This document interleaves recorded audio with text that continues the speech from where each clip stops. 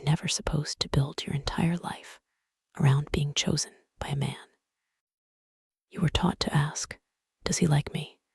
Start asking, do I even like the woman I become around him?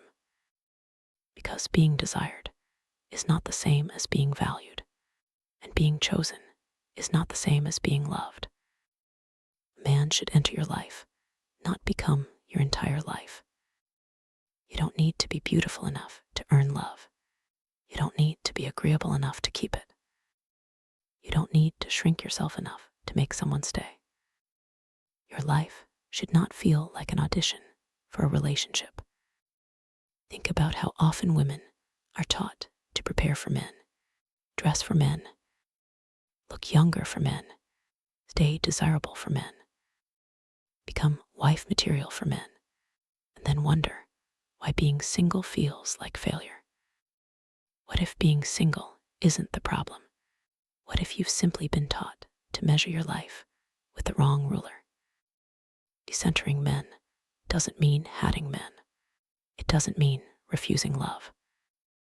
It doesn't mean pretending relationships don't matter.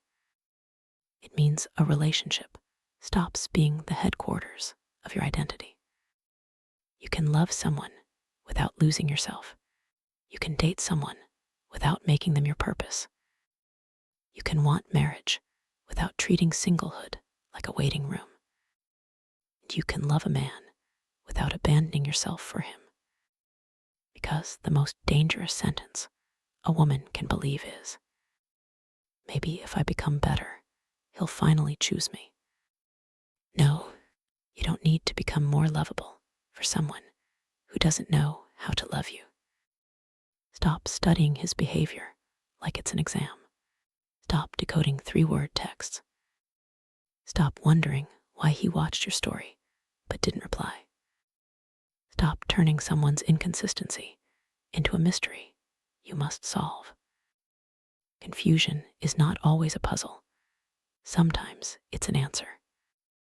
And your life becomes incredibly peaceful when you stop trying to convince someone to value you.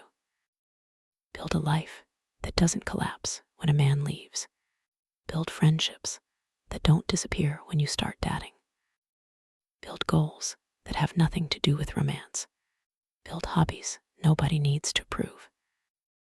Build confidence that doesn't depend on attention. Become so invested in your own life that love becomes an addition, not a rescue mission. Because imagine waking up every morning and your first thought isn't, does he still want me? But what do I want today?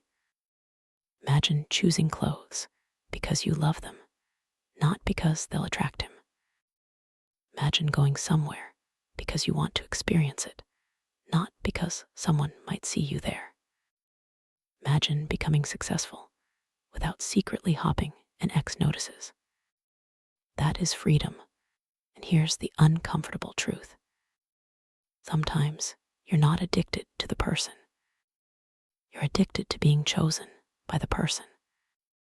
That's why losing them hurts your ego as much as your heart. You aren't only grieving the relationship. You are grieving the version of yourself that finally felt worthy because someone wanted her. Take your worth back. Let men be part of your story. Just don't let them become the author. Love deeply. Date intentionally. Choose partnership if you genuinely want it. But never make another human being the center of a life that belongs to you. The goal isn't to become impossible for a man to leave. The goal is to become impossible for yourself to abandon.